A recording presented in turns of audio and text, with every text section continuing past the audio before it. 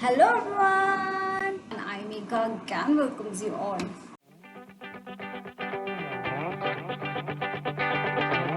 And what are we going to study today? We will be studying another new topic, but this topic will relates with the history class 7th chapter number 9. Link you can check out here. आप link यहाँ पे देख सकते हैं. Subscribe for the notifications. And today's topic is the making of regional culture. Without taking it a very long intro, मैंने direct everything सब चीज़ें बता दी हैं. इसका मतलब ये नहीं है कि आप शेयर नहीं करेंगे, सब्सक्राइब नहीं करेंगे और लाइक नहीं करेंगे. सो बहुत भर भर के प्यार दीजिए, लाइक कीजिए, सब्सक्राइब कीजिए एंड शेयर कीजिए. So let's begin with our video. Let's begin with our chapter that is the making of regional cultures, that is क्षेत्रीय संस्कृतियों का निर्माण. अब जो हमारा देश था वो बहुत ही ज़्यादा चेंजेस से गुजर रहा था ना. बहुत सारे न्यू सेंचुरीज़ में न्यू चेंजेस हो रहे थे और बहुत वाइडली मतलब डिफरेंट काइंड ऑफ प्लेसेस पर डिफरेंट काइंड ऑफ चेंजेस हो रहे थे. एट द सेम टाइम कुछ जो क्षेत्रीय संस्कृतियाँ थी उनका भी निर्माण हुआ. उसी के बारे में हम इस चैप्टर में पढ़ने जा रहे हैं. सो let's begin.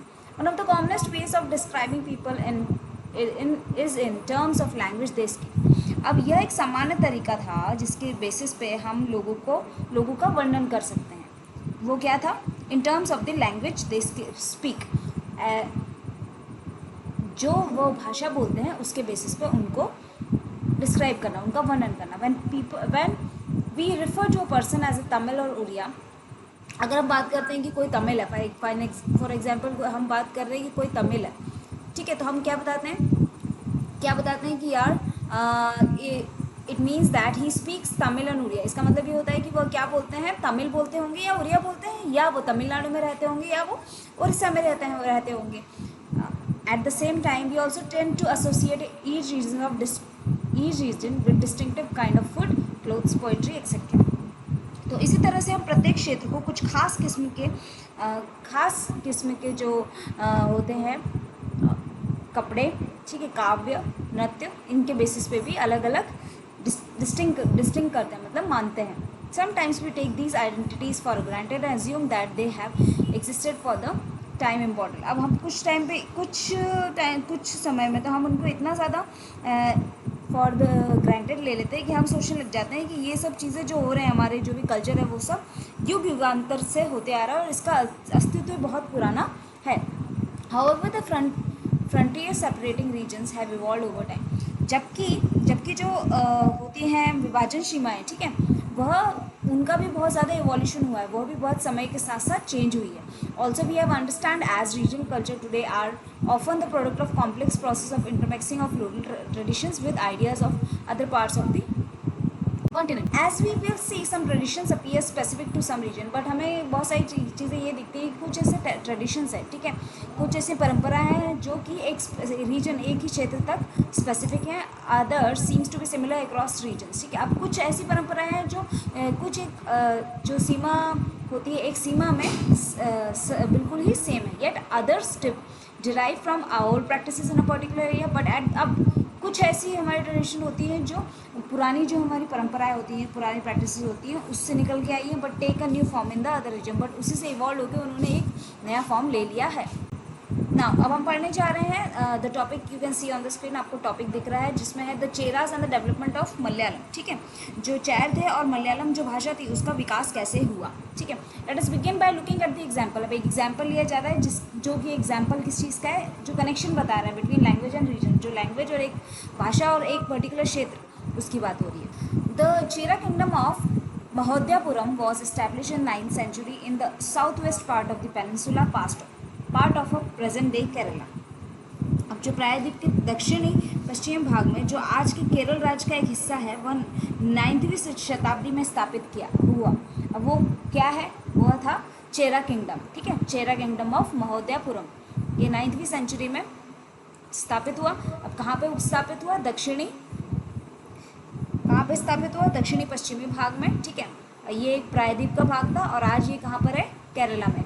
It is likely that Malayalam was spoken in this area. ये पता चलता था कि मलयालम इस एरिया में बोली जाती थी. The ruler introduce the Malayalam language. जो वहाँ का राजा हुआ करता था, कहाँ का?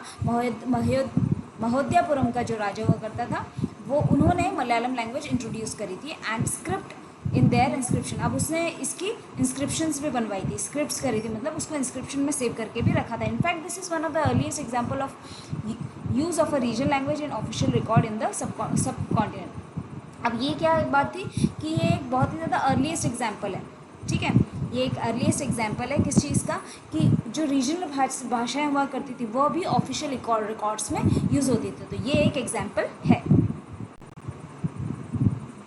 Now you can C one of the inscriptions. आपको एक इंस्क्रिप्शन दिख रही है, देख लीजिए कौन सी लैंग्वेज में है, ठीक है। अब ये लैंग्वेज में कौन सी लैंग्वेज में है, जहाँ पे दिया हुआ already description, that is it is in Malayalam language, ठीक है। मलयालम लैंग्वेज किसने इंट्रोड्यूस करी थी, महोदयपुरम के रूलर ने, ठीक है। कैसे इंट्रोड्यूस करी थी, बाय स्क्रिप्टिंग और the language in inscriptions. Eight the same time the Cheras also Drew upon सांस्कृतिक ट्रेडिशन। अब जो चेराज थे, जो सांस्कृतिक ट्रेडिशंस है वो भी फॉलो करने लगे थे। Temple theatre of Kerala which is trace to this period borrowed stories from the Sanskrit epics. जो टेम्पल थिएटर्स थे वो केरला के, नाउ जो टेम्पल थिएटर केरला के हुआ करते थे which is trace to this period, trace जो कि इस पीरियड के टाइम पे ट्रेस किए गए थे, टेम्पल थिएटर्स के बारे में पता किया था। उन्होंने भी जो संस्कृत एपिक्स होते थे उनकी जो स्टोरीज है उनको बोरो करके थिएटर करना शुरू किया था। The first literary work in the Malayalam dated to about 12th century. अब जो फर्स्ट लिटरेरी वर्क जो लिखा हुआ वर्ड था वो मलयालम में कब मिला था, सॉरी उसकी डेट कब थी, वो थी 12th सेंचुरी की डेट दी गई थी and directly indebted to Sanskrit. अब डायरेक्टली किस चीज़ में लिखा गया था, संस्कृत में लिखा गया था। Interestingly enough a 14th century text the Lila Tilakam dealing with grammar and poetics. अब क्या हुआ था, एक जो 14th सेंचुरी का जो टेक्स्ट था जिसका नाम था लीला तिलकम, वो किस चीज़ के बारे में बता रहा था, वो बता रहा था ग्रामर के बारे में बता रहा था उसमें, दैट इज़ व्याकरण, और उस टाइम के काव्य के बारे में बता रहा था। बस कंपोज, अब किस भाषा में कंपोज किया गया था, दैट इज़ मन्नीपरवलम, ठीक है, मन्नीपरवलम में वो कंपोज हुआ गया था literally. Diamonds and corals referring to the two languages, ठीक है। अब डायमंड्स एंड कॉरल्स है ना, किस बारे में बता रहे थे, दो भाषाओं के बारे में बताए थे, Sanskrit and the regional language. एक तो संस्कृत के बारे में बता रहे थे और एक कुछ रीजनल लैंग्वेज के बारे में बता रहे थे। Now let's begin with another topic, that is rulers and religious traditions, the Jagannatha cult.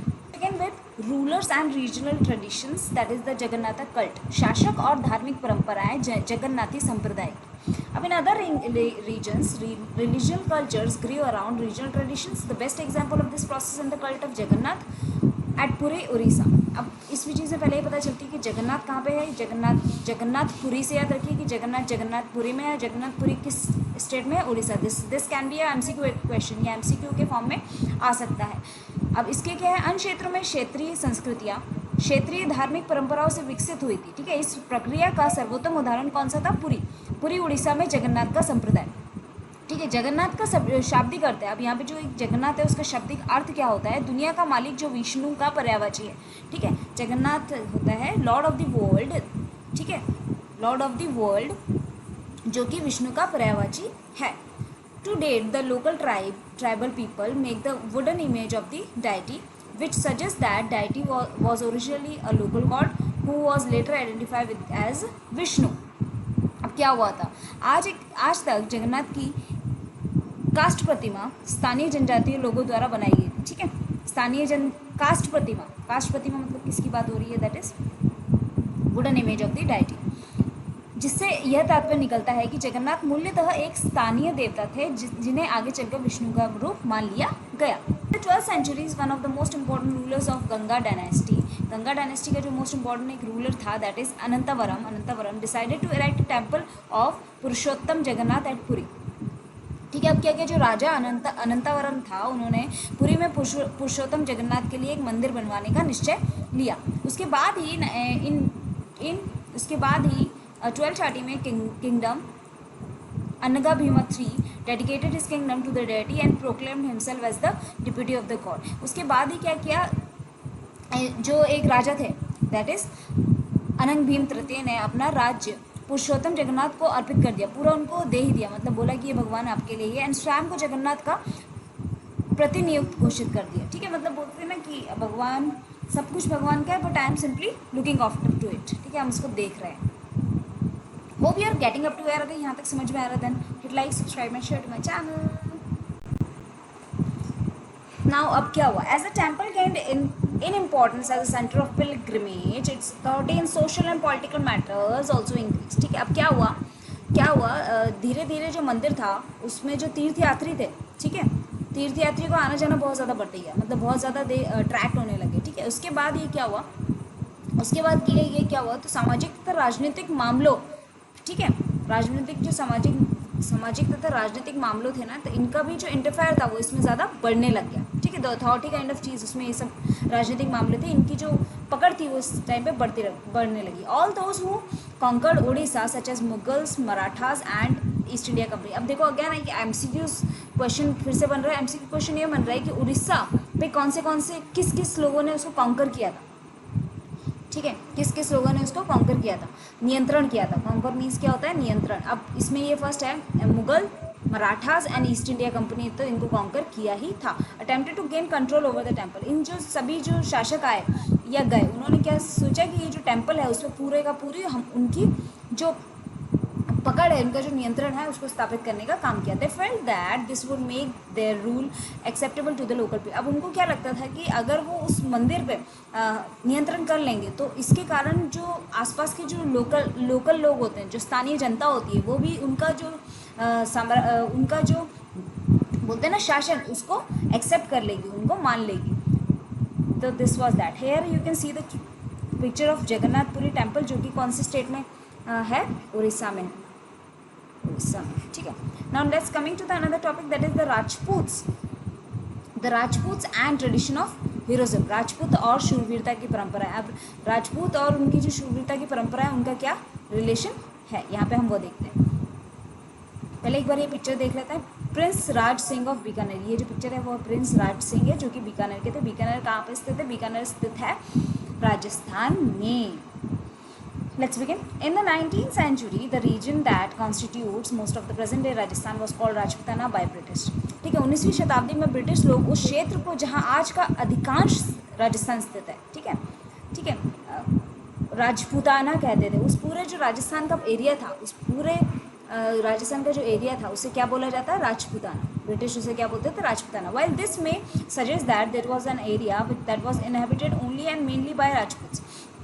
अब माना क्या जाता था कि यहाँ का जो पूरा एरिया है, पूरा, ठीक है, जो प्रमुख रूप से जो यहाँ का पूरा भाग है, वह किसके द्वारा बनाया गया और बड़ा करवाया गया, वो थे राजपूत, ठीक है। This is only partly true. अब ये जो फैक्ट है ये सिर्फ आधा सच है। अब उसका रियल सच क्या है, ठीक है। There were several groups who identify themselves as Rajput in many area of northern and central India. अब क्या हुआ, यहाँ पर बहुत सारे ग्रुप थे जिन्होंने अपने आप को बताया कि वो राजपूत हैं, ठीक है।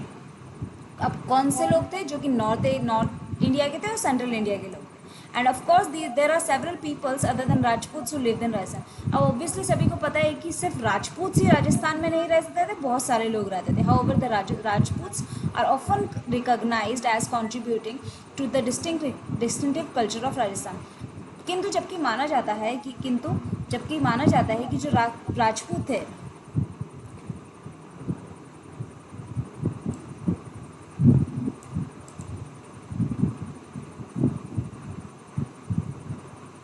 जबकि माना जाता है कि यह माना जाता है कि राजपूतों ने राजस्थान को एक विशिष्ट संस्कृति प्रदान करी। बहुत ही ज़्यादा बोलते हैं ना, डिस्टिंक्टिव, सबसे हट के जो कल्चर होता है, संस्कृति होती है, वो प्रदान करी। This cultural tradition were closely linked with the idols and aspirations of ruler. अब ये जो सांस्कृतिक परंपराएं थी वो किससे रिलेट करती थी, ठीक है, किससे जुड़ी हुई थी, वह जुड़ी हुई थी शासकों के आदर्शों तथा अभिलाषाओं से, ठीक है, शासकों के आदर्शों तथा अभिलाषाओं से। From about the 88th century, most of the present day state of Rajasthan was ruled by various Rajput families, ठीक है। अब क्या हुआ, 18वीं शताब्दी से लेकर आज तक प्रेजेंट डे स्टेट, मतलब जो आज राजस्थान की बात है, इस पर किस लोगों ने रूल किया, सबसे ज़्यादा इन पर रूल करा राजपूत फैमिलीज़ ने रूल किया, ठीक है। अब इसमें पृथ्वीराज, जो कि जिसका हम चैप्टर 2 में ऑलरेडी मेंशन पढ़ चुके हैं। चैप्टर 2 का लिंक मैं आपको description box as well as I button में डाल दूँगी, आप वहाँ पे चैप्टर 2 की वीडियो भी देख सकते हैं। So Prithviraj was one such ruler. अब पृथ्वीराज उसमें से एक रूलर थे. These ruler cherish the ideal of hero who fought valiantly, often choosing death on the battlefield rather than face. अब क्या हुआ था, जो पृथ्वीराज थे वो एक ऐसा एक्चुअली ऐसा शासक था, ऐसा ही एक शासक था, ठीक है, जिन्होंने राजपूत को रूल किया. ये शासक ऐसे शूरवीरों के आदर्शों को अपने हृदय में संजो रखते थे जिन्होंने रशियत में बहादुरी से लड़ते हुए अक्सर मृत्यु का वरण किया. ठीक है, मतलब उन्होंने they chose to fight for their area, for their country, but इन्होंने कभी भी भागे नहीं, उन्होंने कभी भी अपनी पीठ नहीं दिखाई. ठीक है. Now stories about Rajput heroes were recorded in poems and songs. अब जो राजपूत हीरोज़ हुआ करते थे, ठीक है, उनकी जो स्टोरीज़ हैं वह कहानियाँ, काव्य और गीतों में सुरक्षित है. ठीक है, कहानियों काव्यों में और गीतों में सुरक्षित हैं. विच वर रिसाइटेड बाय स्पेशली ट्रेंड मिंजरल्स. ठीक है,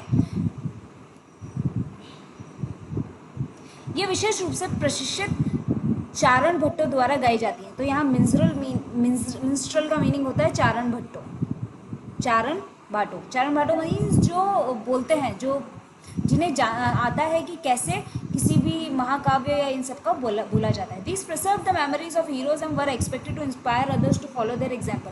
अब इन सबको बचा के क्यों रखा गया, ताकि जो हीरोज़ हैं, ठीक है, ये लोगों को भी प्रेरित कर सकें. क्या कर सकें, लोगों को भी प्रेरित कर सकें और लोगों को भी एक एग्जाम्पल सेट कर सकें. Ordinary people were also attracted by these stories. जो सामान्य स्थायी लोग थे वो भी इन सब स्टोरीज से बहुत ही ज़्यादा प्रेरित थे. Which often depicted drama situations and a range of strong emotions. ठीक है, अब इन जब स्टोरी से क्या क्या दिखता था, इन सब स्टोरीज से नाटकीय स्थितियों तथा स्वामी भक्ति, मित्रता, प्रेम, शौर्य, क्रोध आदि इन सब के संवेगों का चित्रण होता था. मतलब लोगों को इन सब की ये जो loyalty, friendship, love, valour and anger, इन सब की बहुत ही ज़्यादा दिखती थी. ये सब चीज़ें उनको दिखती थी. Did women find a place with in this stories. क्या उस टाइम पे जो स्त्रियां थी उन्होंने इन स्टोरी में स्थान प्राप्त किया था? जी हाँ, yes. Sometimes they figure a cause for conflicts as man fought with one another to either win और प्रोटेक्ट वुमेन. ठीक है, अब उन्हें ये बताया गया कि जो लड़ाई थी उनका मेन कारण था यहाँ पे क्या था, वुमेन. तो ये वुमेन की प्लेस यहाँ पे देखो, ये इंपॉर्टेंट है राजपूतानी के टाइम पे. क्यों? क्योंकि ये उस टाइम का कारण बनती थी, लड़ाइयों का कारण बनती थी. किस चीज़ का? लड़ाइयों का कारण या झगड़े का कारण बनती थी. और जो आदमी थे वो या तो जीतने के लिए या औरतों को जीतने के लिए या उनको प्रोटेक्ट करने के लिए लड़ाइयाँ लड़ा करते थे. Women were also depicted as a following their heroic husbands in both life and death. यह भी दर्शाया गया है कि उस टाइम की जो औरतें हुआ करती थी वह उनके जो होते हैं ना हीरोइक हस्बैंड्स हुआ करते हैं, शूरवीर पति हुआ करते हैं, या तो उनके साथ चाहती थी जीने के में और मरने में. There are stories about the practice of sati. अब बहुत ही ज़्यादा सभी को पता है कि सती प्रथा बहुत ज़्यादा फेमस है. ठीक है, ये स्टोरीज़ किस में दी गई थी? जो राजस्थान से रिलेटेड जितने भी महाकाव्य थे, जितनी भी चीज़ें थी, उन सब में प्रैक्टिस ऑफ सती है. Immolation of widows on the funeral pyre of their husbands. ठीक है, सती प्रथा अथवा विधवाओं द्वारा उनके मृतक पतियों की चिता पर जिंदा जल जाने वाली प्रथा तथा कहानियाँ. इस प्रकार के जो लोग शूरवीर के आदर्शों का पालन करते थे, इस आदर्श के लिए उनके जीवन का बलिदान करना. ठीक है, तो ये सब चीज़ें भी उसमें थी. Now let's see beyond regional frontiers the story of Kathak.